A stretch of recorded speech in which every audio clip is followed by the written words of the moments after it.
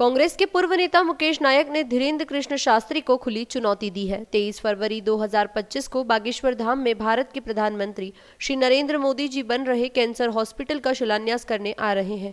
इस विषय को लेकर धीरेन्द्र शास्त्री जी चर्चा का विषय बने हुए थे, लेकिन इसके विपरीत मुकेश नायक कांग्रेस नेता का बयान अब सुर्खियों में बना हुआ है।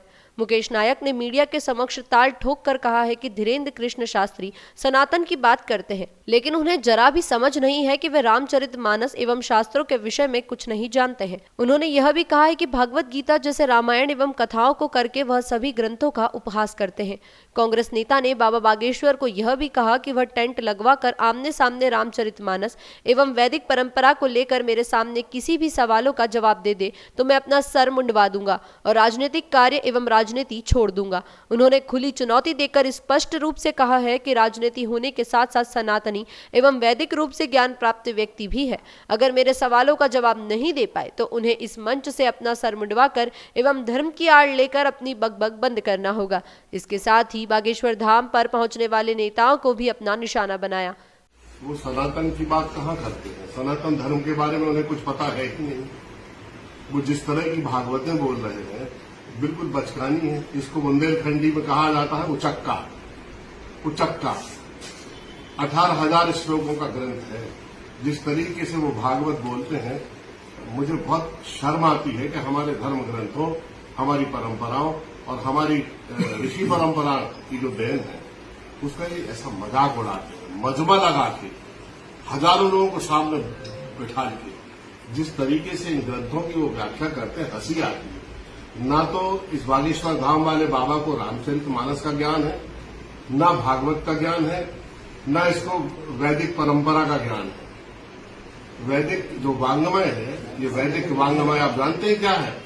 वैदिक वांग्मय में ऋग्वेद, सामवेद, अथर्ववेद, स्थापत्य वेद, धनुर्वेद, आयुर्वेद, गंधर्व वेद और इसके साथ वेदों का जो यूनिफाइड फील्ड है, शिक्षा है, निरुक्त है, व्याकरण है, छंद है, प्रतिशाख्य है, न्याय है, वैशेषिक है, अरण्यक है, ब्राह्मण्य है, सांख्य है, योग है, दर्शन है, कर्म मीमांसा है।